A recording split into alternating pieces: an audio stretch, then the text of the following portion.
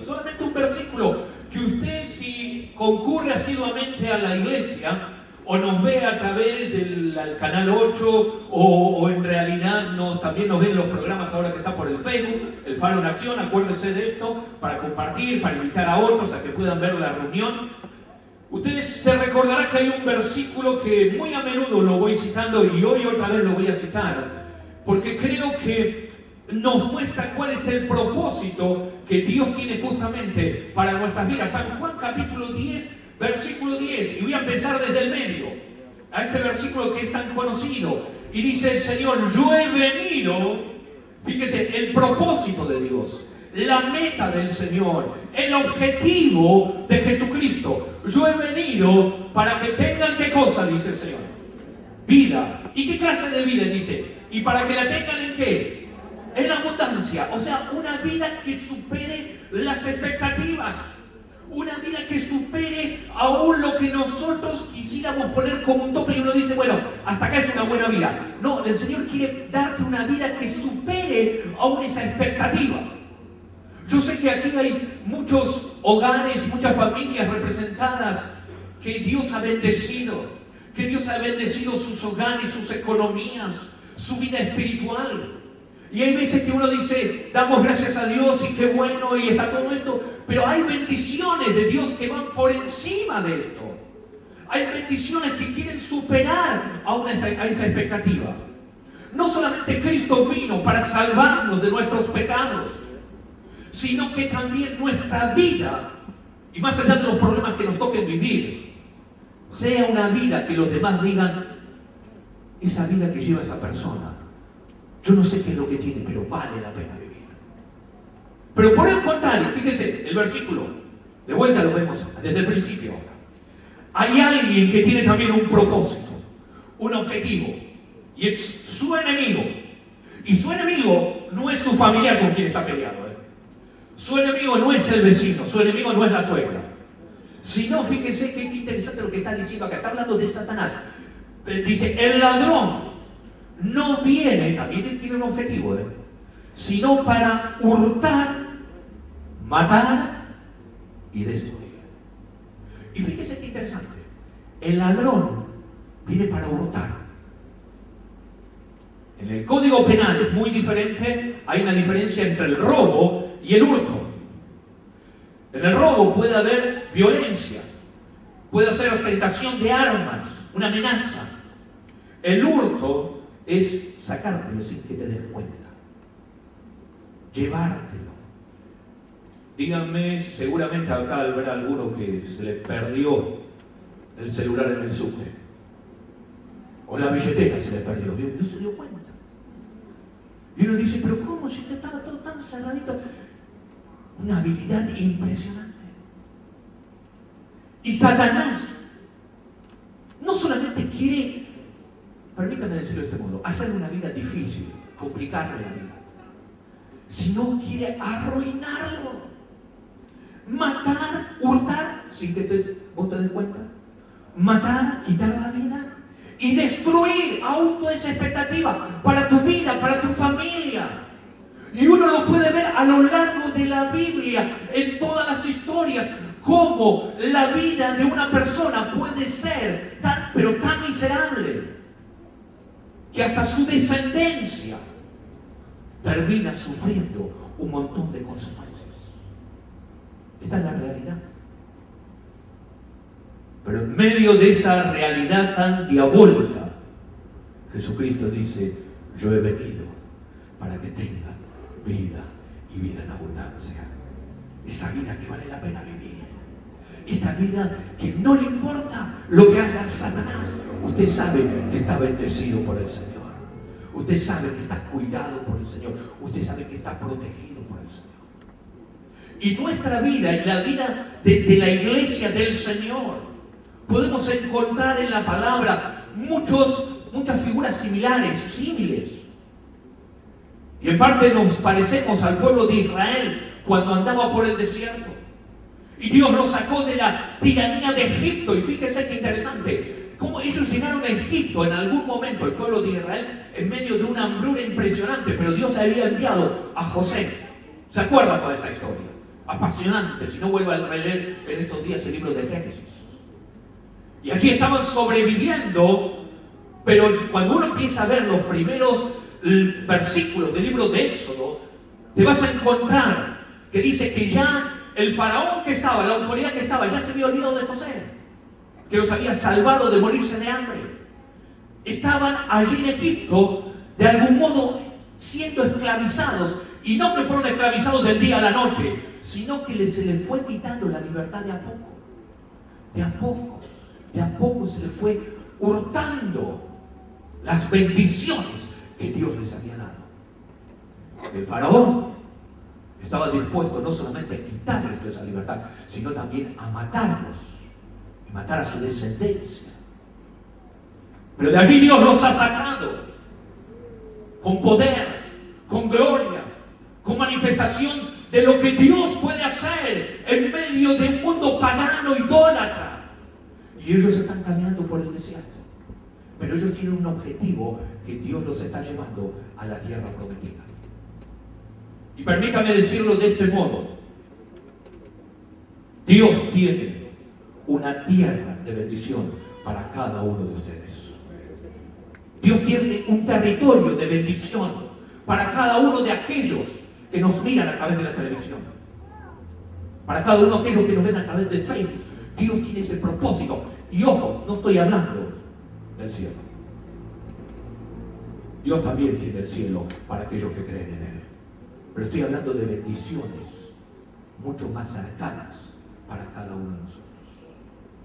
Yo le invito a que abra su Biblia en el libro de Deuteronomio, el quinto libro de la Biblia, comenzando desde el principio, y justamente vamos a encontrar algunas verdades, principios, actitudes que Dios quiere que tengamos cada uno de nosotros, los que somos del pueblo de Dios, de aquellos que creemos en Dios, de aquellos que creemos que Dios tiene la última palabra, de aquellos que creemos. Si usted está en este lugar, querido hermano, querido amigo, si usted nos está mirando a través de la televisión, puede tener un montón de dudas, y usted también puede tener dudas, pero en el fondo hay algo que está diciendo: yo estoy esperando que Dios obre en mi vida.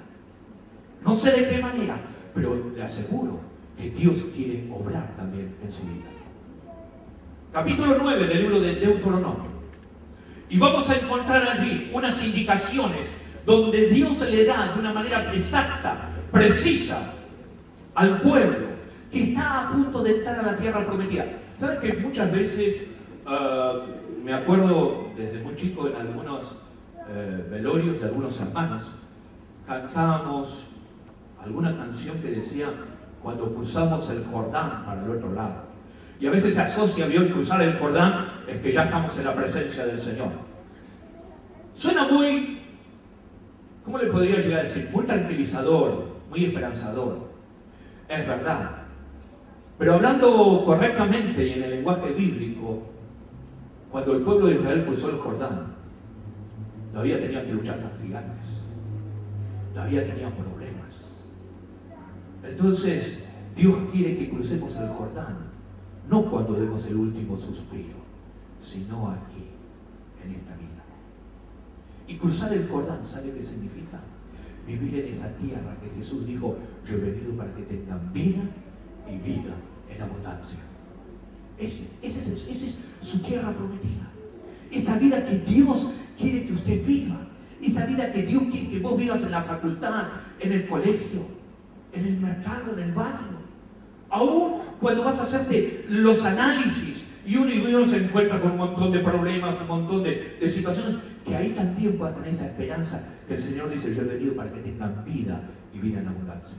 Deuteronomio capítulo 9, versículo 1. Dice así la palabra del Señor: oye Israel, o oye pueblo de Dios, tú vas hoy a pasar el Jordán para entrar a desposeer naciones más numerosas y más poderosas que tú, ciudades grandes y amuralladas hasta el cielo, y que tiene un pueblo grande y alto, hijo de los anaseos, de los cuales tienes tu conocimiento y has oído decir ¿quién nos sostendrá delante de los hijos de Anak? Entiende, pues hoy, que es Jehová tu Dios, el Señor tu Dios, el que pasa delante de ti como fuego consumidor, que los destruirá y humillará delante de ti, y tú los echarás, y los destruirás enseguida, como Jehová te ha dicho. No pienses en tu corazón, cuando Jehová tu Dios lo haya echado de delante de ti, diciendo, por mi justicia me ha traído Jehová a poseer esta tierra, pues por la impiedad de estas naciones Jehová las arroja de delante de ti. No es por tu justicia, ni por la rectitud de tu corazón, que entras a poseer la tierra de ellos, sino que la impiedad de esas naciones Jehová tu Dios las arroja de delante de ti. Y para confirmar la palabra que Jehová juró a tus padres, a Abraham, a Isaac y a Jacob. Por tanto, sabe que no es por tu justicia que Jehová tu Dios te da esta buena tierra para tomarla, porque pueblo duro de servir eres tú. Hasta nada más. El pueblo de Israel está a punto de entrar, de cruzar el Jordán.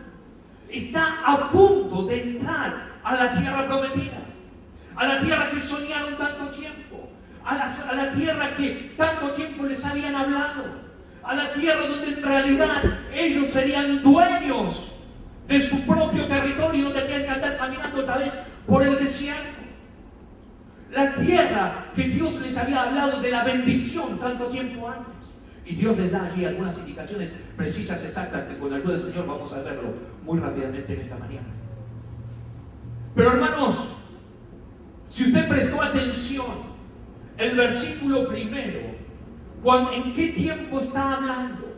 Fíjese lo que está diciendo. Oye, pueblo de Dios, tú vas hoy a pasar el Jordán. Cuando habla de hoy, está hablando tiempo presente, no está diciendo el futuro. Y permítame decirlo de este modo, Dios quiere bendecirlo hoy, en esta mañana a usted. En esta mañana, no lo quiere bendecir solamente ya con lo que fue antes, ni más adelante. Hoy, en esta mañana, Dios quiere bendecirlo. En este tiempo quiere decir esa palabra. Y podemos tener esta palabra solamente como un conocimiento intelectual o de lo que es la palabra de Dios. Pero si la empezamos a aplicar, la empezamos a recibir esa palabra para vivirla a partir de este momento, yo le aseguro que usted va a comenzar a vivir esa vida en abundante del Señor. Porque hay veces que nuestros propios fracasos, y todos hemos fracasado en la vida en algún momento, ¿cuántas veces nos propusimos que nuestra vida sea diferente? Wow. Dígame si alguna vez un 31 de diciembre dijo, bueno, listo, ya está. Hasta acá llegué. A partir del 1 de enero empiezo. Año nuevo, vida nueva. Dígame si alguna vez no lo dijo eso. ¿Cuántas veces? Dígame cuántos años han pasado eso. Cada fin de año casi volvemos a repetir lo mismo. Y pareciera como que se termina siendo algo utópico, algo que no se llega a concretar. Y uno dice, no, pero entonces esos versículos de la bendición de Dios, esa vida en abundante, es solamente para unos pocos elegidos. Y el resto estamos ahí como miserables, arrastrándonos, casi como la mujer cananea, ¿se acuerda? Como diciendo, Señor, si cae algo de la mesa, yo con eso me conformo. Jesús dijo, yo he venido para que tengan vida y vida en abundancia. Y ese propósito del Señor es para usted, es para usted, es para vos, para cada uno de nosotros. El propósito de Dios. Y uno dice, bueno, pero yo no soy tan bueno, yo no soy tan especial. A veces no nos consideramos de esta manera, pero Dios te considera especial. Dios te considera importante. Y vos fíjate que el pueblo de Dios le pasa lo mismo. Y Dios le dice, no es por tu capacidad que vas a entrar a ese lugar. No es porque sos brillante. porque sos un genio, no es porque nunca te equivocaste. Si no, fíjese, a propósito he leído hasta el versículo 6 y le dice, vos sos un pueblo, y le está diciendo, entiéndalo bien, le está diciendo al pueblo de Israel antes, no le está diciendo ahora, de cabezas duras. Y uno dice, ¿cuándo uno se vuelve cabeza dura? Y cuando vez tras vez uno insiste y tropieza y se golpea con la misma piedra. Dígame si alguna vez usted no le dijo a alguien, este es un cabeza dura terrible. Le explica de una manera, de otra manera. Y Dios sale y dice, ustedes, el pueblo de Israel, son unos cabezas duras, son tercos, no son gente fácil, pero van a entrar a esa tierra prometida, porque yo se la prometí, la palabra de Dios empeñada, a aquellos que le aman a Dios. Entonces fíjese, primero quiero que esto le quede bien claro en esta mañana. Dios quiere bendecirlo a usted, a pesar de usted mismo. Dios quiere bendecir su vida, a pesar de lo que sea usted con su vida. A veces pareciera que uno tiene que tener cierta conducta, y yo sé que como cristianos debemos vivir de acuerdo a la palabra de Dios. Pero Dios quiere ponerlo en esa tierra de bendición, aún a pesar de su pasado, a pesar de su vida. Pero hay algo interesante que uno empieza a ver en estos versículos. Permítame volver a releer Deuteronomio 9, los primeros 2 versículos. Oye Israel, oye pueblo mío, tú vas hoy a pasar el Jordán, vas a entrar a la tierra prometida para entrar a desposeer, y presta atención como Dios habla de los enemigos del pueblo de Dios. Naciones más numerosas, naciones más poderosas, que tienen ciudades grandes y amuralladas hasta el cielo. Un pueblo alto, grande, hijo de los anaseos. ¿Saben quién eran los anaseos? Los gigantes. Y los gigantes eran terribles, y se había hecho ya un dicho popular que decía, ¿quién se podrá sostener delante de los hijos de Anac? O sea, como diciendo, ¿quién le va a poder hacer frente a esos gigantes? Preste atención, Dios no disminuye la capacidad de los enemigos del pueblo de Dios.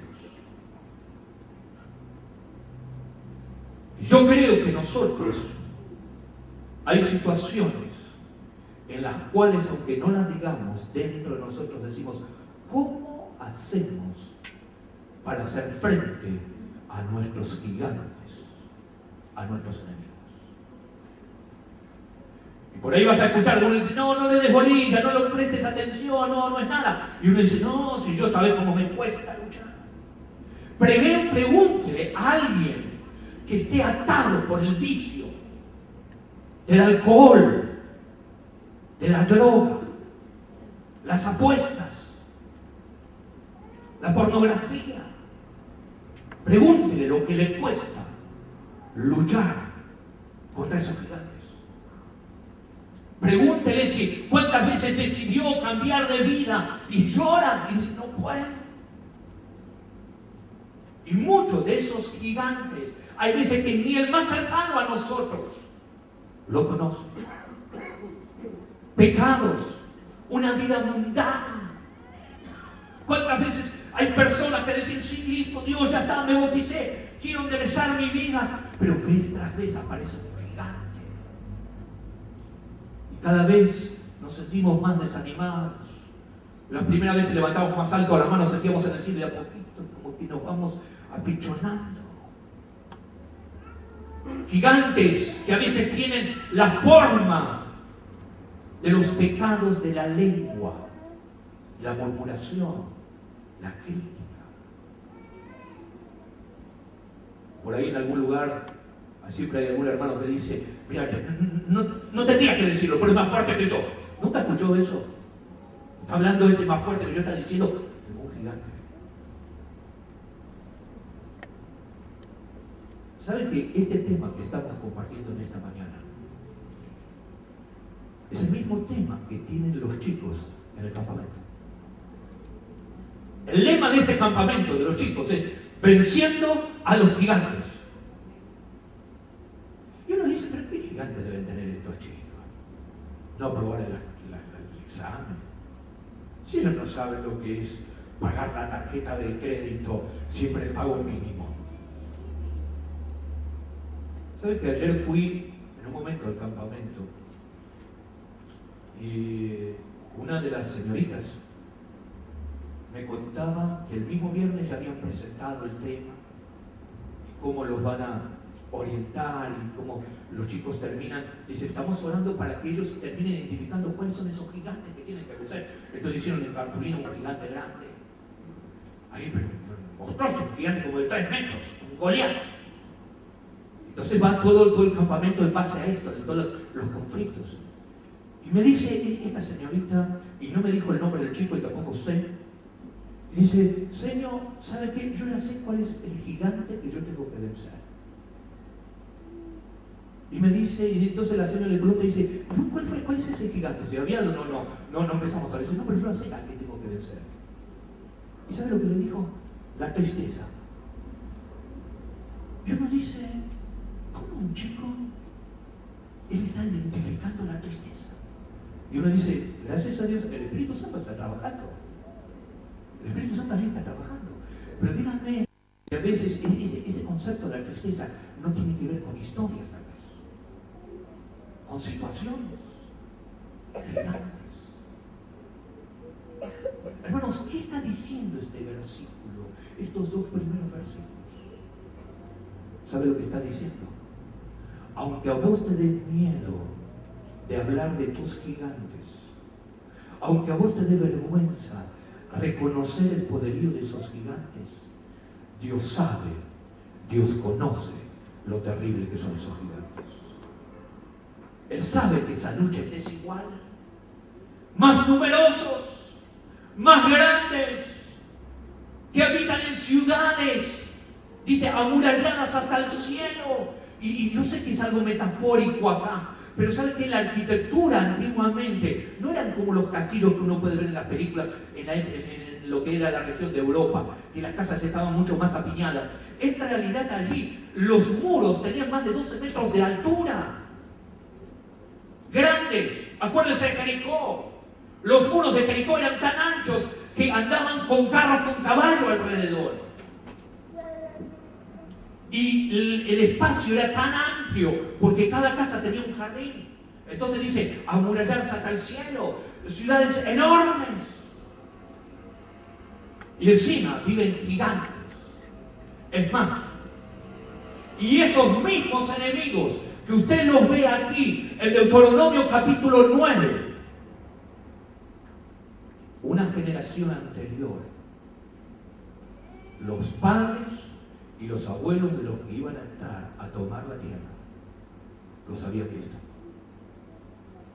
Y se asustaron y volvieron hacia atrás. Entonces, fíjese qué clase de enemigo. No solamente son enemigos más numerosos de lo que uno pudiera hacer frente, no solamente son más grandes, más terribles, que viven en ciudades enormes, amuralladas, casi inexpugnables, sino que encima tienen fama, tienen historia, que ya corrieron a tus padres y a tus abuelos y no pudieron hacer nada. Dígame si no hay gigantes a veces en nuestra vida que uno dice, y mi papá era así, y mi abuelo era así. Y escondemos a veces los gigantes detrás del carácter, detrás de hábitos, detrás de conductas. Y lo que estamos diciendo en realidad son gigantes mucho más terribles, de los que yo puedo dominarlos de algún modo. Pero es interesante que ahí Dios está diciendo, sí, es verdad, yo estoy viendo, yo estoy entendiendo esto. Pero es interesante que el versículo 6 está diciendo, no es por tu justicia, ni por tu capacidad. Yo sé que hay etapas en la vida donde uno se siente más fuerte, donde uno se siente como que puede hacer frente a las batallas, que uno se siente con capacidad. Díganme, hablando sobre errores de padres, y acá está mi mamá y me tengo que cuidar, pero alguna vez errores de padre uno dice, yo no voy a hacer lo mismo que hicieron mis padres. Dígame si alguno no lo dijo, y dígame si otra vez no lo hizo usted. Y le dice, pero al final te repito la misma historia. ¿Qué quiere decir todo esto, hermanos? Que a veces uno se siente con fuerza, con capacidad, con todas las ganas de vencer, de luchar. Pero Dios te dice, cuidado, no lo vas a vencer con tu justicia, no lo vas a vencer con tu capacidad, con tu preparación. No, porque son gigantes, más grandes, más poderosos, más numerosos de lo que siquiera te podés imaginar. Y a veces ante toda esta problemática, este diagnóstico, empezamos a crear o a inventar algunas ideas rarísimas. Hace algunos años atrás, estando en una ciudad de nuestra querida Argentina, compartiendo unas reuniones, descubrí que estaba surgiendo una teología, un concepto de Dios, donde Dios es miope. Dios no ve algunas cosas. Permítame explicárselo. Se acercó un hermano y me dice, pastor, quiero hacerle una pregunta. Y uno cuando vienen así, uno dice, Dios mío, ayúdame, lo obra rápido, porque no sabe por dónde viene el tiro. Porque esa pregunta la persona ya la estudió, ya la manejó de algún modo y uno dice, uno queda expuesto. Pero él vino con una pregunta muy simple y me dice, pastor, ¿ustedes en la congregación realizan casamientos? Y le digo, sí. Hay casamientos, se pide remisión de Dios sobre... Y yo, ¿qué ver esta pregunta rarísima? Veo como que no le encontraba el sentido. Y él me va un poco más allá y me dice, y los novios cuando están delante del altar, ¿hacen los votos matrimoniales? Digo, sí, ¿qué entiende usted por votos matrimoniales? Y él me dice, bueno, lo que uno promete fidelidad a la esposa o la esposa al esposo, amor, el estar unidos delante de Dios por toda la vida. Y digo, sí. Y él me dice, ¿y me puede explicar de qué manera hacen esos votos? Y yo ya digo, ya cada vez me sospechaba más. Digo, ¿por qué toda esta pregunta? ¿Qué tenía que ver todo esto? El punto, que él después me dice muy claramente, dice, pastor, ¿ustedes hacen que el novio o la novia prometa fidelidad y amor en la riqueza y en la pobreza, en la enfermedad y en la salud? Le digo, sí. Dice, eso está mal. Digo, ¿cómo está mal? Y dice, porque cada vez que usted habla de enfermedad, usted está llamando a la enfermedad. Cada vez que habla de pobreza, está llamando a la pobreza. Entonces le digo, ¿y cómo tendría que ser? Entonces no, solamente fidelidad en la riqueza y en la salud. Y digo, no, esto no me está cerrando. Hay algo que no termina de cerrar entonces. ¿Y sabe qué? Le pregunté, entonces digo, y entonces, pero dígame, ¿de dónde usted saca esa postura de no llamar a la enfermedad? Y dice, pero pastor, ¿usted no leyó que Job dice, lo que yo temía me vino? Digo, sí, es eso. ¿Pero qué tiene que ver eso? Por eso, no lo nombramos, así que no nos viene. ¿Sabe qué me sonó a superstición? ¿Vio que hay gente cuando habla de algo que no quiere que pase, toca madera? ¿Vio? Algunos sí, algunos se tocan la cabeza. Pero tocan a la cintita roja, la pata de conejo y un montón de supersticiones más. Las supersticiones en todos los órdenes de la vida, desde el que ve un partido de fútbol, desde el que va a hacer un trabajo, a ver que estás con el pie derecho, el pie izquierdo, no, porque hay un montón de cosas. Y hemos inventado una teología llena de supersticiones. No nombres la enfermedad. No, cuidado. Porque si no lo terminan declarando. Miren Dios lo que está diciendo de los enemigos de Dios, del pueblo de Dios. No le dice, mira, el pueblo que vas a pasar, no pasa nada. Son chicos del jardín.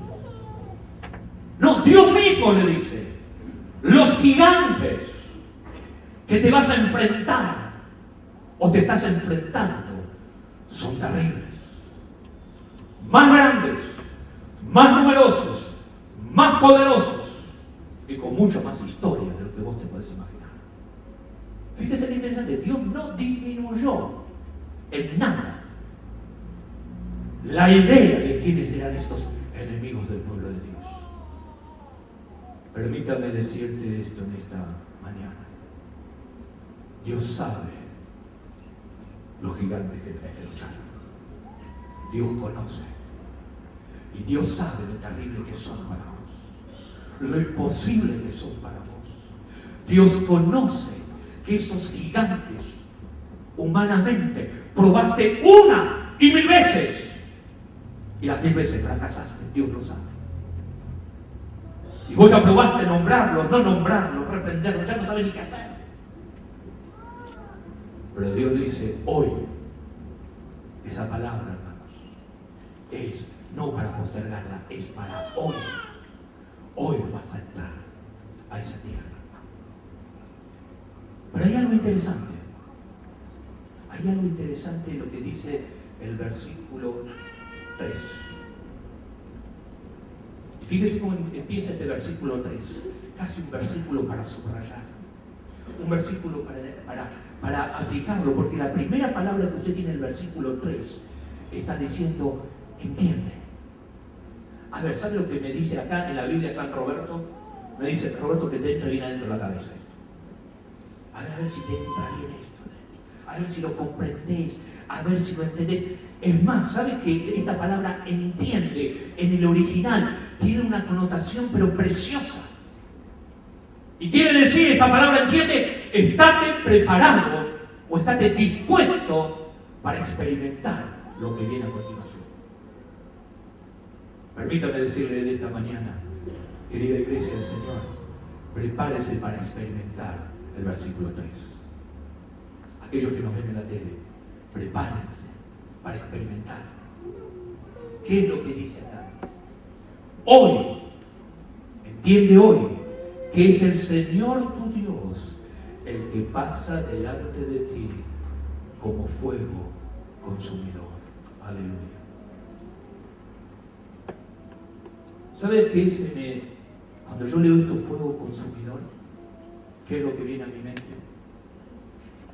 Y permítame decirlo de este modo para graficarlo, para que usted también pueda entenderlo y pueda ver qué quiere decir esto, Dios pasando delante como fuego consumidor.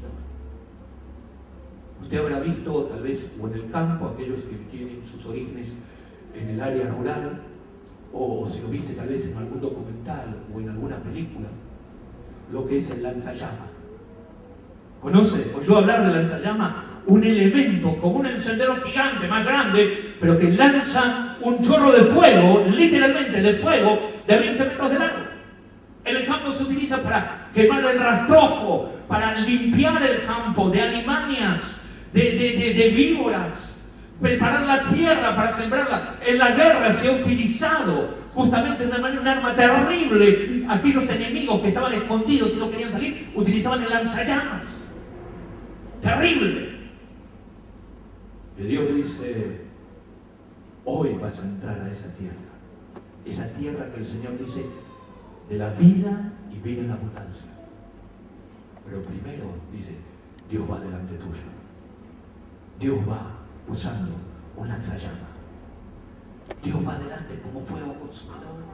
Pero no solamente esto, porque si no solamente acá estaríamos como espectadores pasivos, sino que el versículo 3 dice, El Señor pasará delante de ti, los destruirá, los humillará. ¿Qué quiere decir eso? Que esos gigantes invencibles, poderosos, van a quedar expuestos y van a quedar en evidencia que ni son tan poderosos, ni tan grandes, ni tan magníficos. ¿Por qué? Porque el Señor va a pelear contra ellos. Pero fíjese cómo sigue el versículo 3. Y tú los echarás. Y tú los echarás y los destruirás enseguida, como Jehová tu Dios te ha dicho. Hermanos, nosotros podemos ver cómo Dios puede obrar. Y creemos en la oración. Creemos que Dios obra milagros, maravillas en este tiempo. Y hay muchos aquí que pueden dar testimonio de cómo Dios ha bendecido sus vidas. Pero para entrar a vivir esta vida de victoria, esta vida que vale la pena vivir, esta vida de la cual Jesús te dijo: yo vengo para que tengas vida y vida en abundancia, y no pienses lo que Satanás te ha hurtado, te ha quitado las ganas de vivir, te ha robado la expectativa, te ha robado la libertad. El Señor quiere darte esa libertad, toda esa expectativa de vida, esos proyectos nuevos en el Señor. Pero dice: tú los vas a destruir. Y acá quiero hablar muy seriamente con aquellos que tienen gigantes, con adicciones tangibles que uno los puede tocar. Llámese cómo se llama: una cajita de cigarrillos, anfetaminas, drogas, cualquier especie de adicción. Yo quiero decirte que hay poder en el nombre del Señor para dar libertad. Pero ¿sabes qué? Cuando llegues a tu casa, lo primero que tenés que hacer, lo primero, antes de almorzar, destruirlos en el nombre del Señor. Tú los destruirás. Para aquellos que tienen gigantes, no tan tangibles, y tienen que ver con los miedos, con las situaciones que cada uno le toca vivir, hoy tome determinaciones en el nombre del Señor. Tome decisiones. Y dice: y tú los destruirás, destrozar, despedazar. No le dé más cabida en su mente, en su corazón. Hábitos que le hacen mal, destrúyalos en el nombre del Señor. Y fíjese qué interesante: lo harás tú. Y dice: y enseguida. Yo sé que hay cosas que a veces vamos postergando. Hay cosas que vamos postergando. Uno dice: bueno, pero hoy ya estamos, que es 10 de noviembre, ya está, ya la está perdida. 1 de enero, Dios, justamente el primer día de enero, primer día del año 2014, se lo aviso desde ahora, que hay un día miércoles, y vamos a estar teniendo también una reunión de oración, el primer día, el lunes, ese día que es miércoles, 1 de enero. Y uno dice: justo, pastor, eso es una señal de parte de Dios. Yo vengo ese día, me voy a pasar adelante y digo: Señor, te entrego todo el año. Gloria a Dios por esto. Pero la palabra de Dios nos está diciendo: mira, el 1 de enero del año 2014. Sino dice: enseguida. Ahora. No, bueno, qué sé yo. Sí, está todo bien, yo entiendo, sí, identifico a los gigantes. Pero a veces lo postergamos. A veces las cosas de Dios las tomamos como una dieta.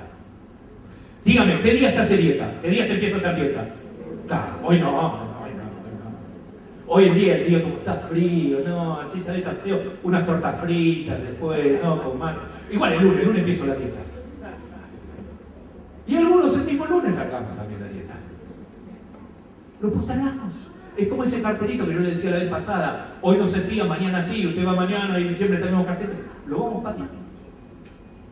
Y Dios le dice al pueblo: hoy vas a entrar, hoy yo voy a ir como fuego consumidor. Y si usted está aquí en esta mañana, y yo la verdad no tenía ni la idea quién le iba a estar en esta mañana, pero creo que Dios está enviando una palabra, no solamente a los chicos en el campamento, sino también aquí a la iglesia del Faro, que tiene que ver con destruir aquellos gigantes que nos impiden disfrutar de la tierra prometida. Por más que tengan historia, estos gigantes. Por más que sean terribles y numerosos. Pero falta casi la frutilla del postre. No solamente que el Señor va delante tuyo como un lanzallamas destruyendo. No solamente que vas a verlo y ser testigo de cómo Dios va a operar y va a traer libertad a tu vida, sino que también vos vas a ser parte activa de parte de esto, destruyendo, arruinando todos esos vicios, esas actitudes, esos gigantes que te están acorralando. Y no solamente que no lo vas a postergar, sino que vas a hacerlo hoy, sino que la última parte de este versículo 3, fíjese, le está dando allí un secreto, una llave espiritual. Y los destruirás enseguida, como Jehová tu Dios te ha dicho. ¿Sabe qué significa esto? Hacerlo en el nombre del Señor. No es en nuestra fuerza, no es en la fuerza o en la palabra del pastor, sino es en el nombre del Señor. ¿Por qué? Porque Dios lo ha dicho. Y oramos en el nombre del Señor, y la palabra del Señor nos enseña justamente de qué modo tenemos que hablar. Y el Evangelio de Juan, después que nos cuenta allí el evangelista Juan cómo Cristo murió y resucitó, dice, estas cosas se escribieron para que nosotros creamos y creamos en el poder del nombre de Jesucristo. Y yo sé que usted sabe que hay poder en el nombre de Dios. Hay poder en el nombre del Señor. Jesús dijo, yo he venido para que tengan vida, y no una vida así nomás. Una vida que supere las expectativas, aunque usted tenga, en lo espiritual y también en lo material, en lo afectivo, en lo familiar, en lo laboral, una vida en todas las áreas, bendecido por el Señor. Y sabe que usted en la Biblia tiene un montón de personajes bíblicos que a pesar de que afuera en la sociedad las cosas estaban pata para arriba, Dios los ha bendecido y los ha guardado y los ha puesto en evidencia. Si no, relea la historia de José, que yo le dije, relea la historia de Daniel. Todo mal, todo mal, todo mal. Pero Dios lo ha guardado y lo puso en evidencia. ¿Por qué? Porque aún antes de que venga Cristo para morir por nosotros, ellos en fe a Dios han derribado esos gigantes y han vivido esa vida que vale la pena vivir. Yo le invito a que se ponga de pie en esta mañana.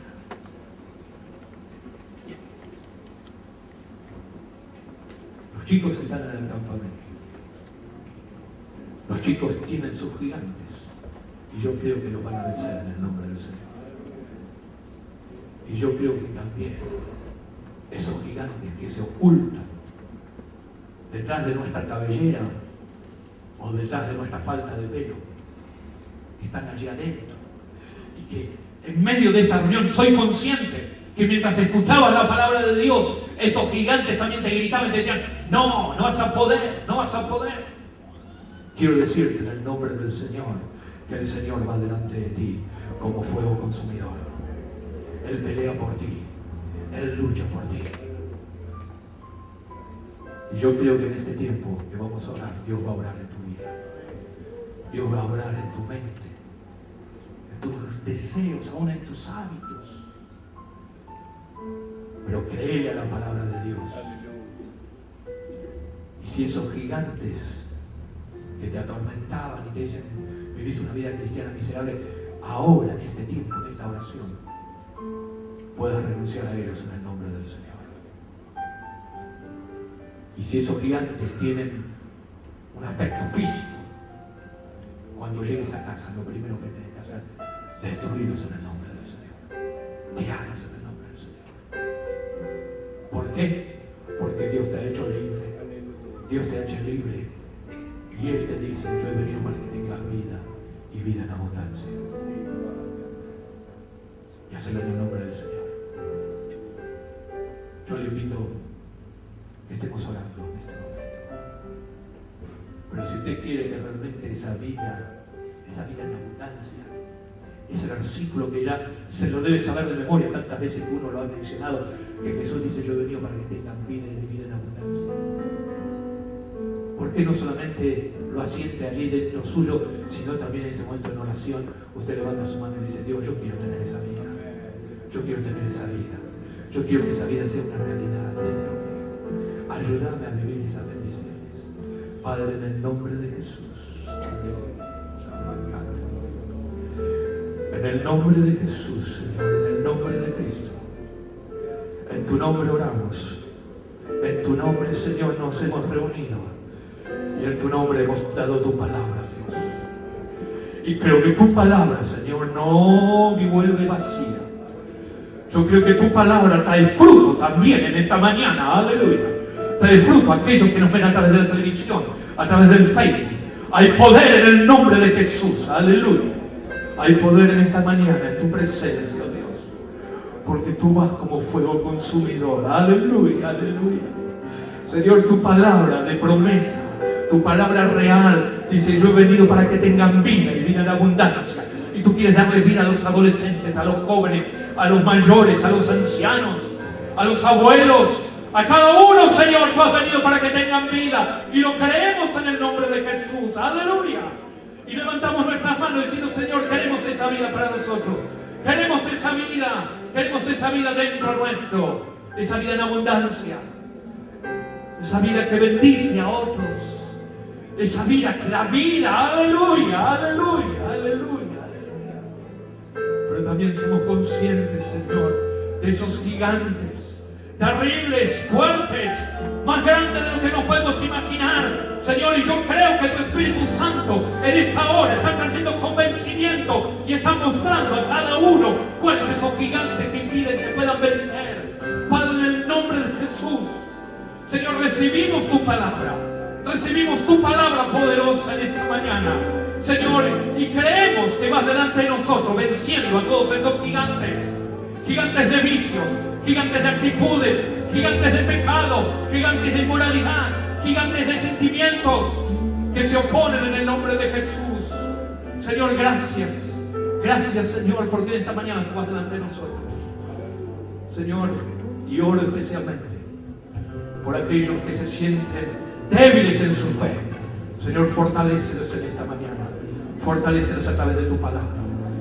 Que en esta mañana, cuando lleguen a sus hogares o se confronten con esa realidad de esos gigantes materializados en su vida, que lo tienen atrapados, Padre, darles victoria en el nombre de Jesús para destruirlos en esta mañana, sin falta, oh Dios, con toda prisa, creyendo a tu palabra y en fe a tu palabra. Señor, y queremos hacerlo así como oramos, en el nombre de Jesús. Este nombre que es sobre todo nombre, este nombre que es magnífico, este nombre que es poderoso, este nombre que transforma y cambia las vidas, este nombre en cuyo nombre hay poder para levantar a los paralíticos, dar vista a los ciegos, transformar las vidas y los corazones. Y en este nombre creemos, y en este nombre oramos, y en este nombre recibimos tu bendición también. Para ti toda la gloria, la honra y la alabanza. En el nombre de Jesús. Permítame invitarlo a volver a cantar esto. Pero cántelo como un canto de guerra. Poderoso Dios que tenemos tener. Creyendo. Cántalo, que se escuche en los cielos, pero que también se escuche en los infiernos. Que Dios es poderoso para traerte libertad. Cántalo con todas las ganas, con toda la fe, como una oración, como una proclama de victoria, porque Dios hoy va a hacer maravillas en medio de tu vida. Aleluya.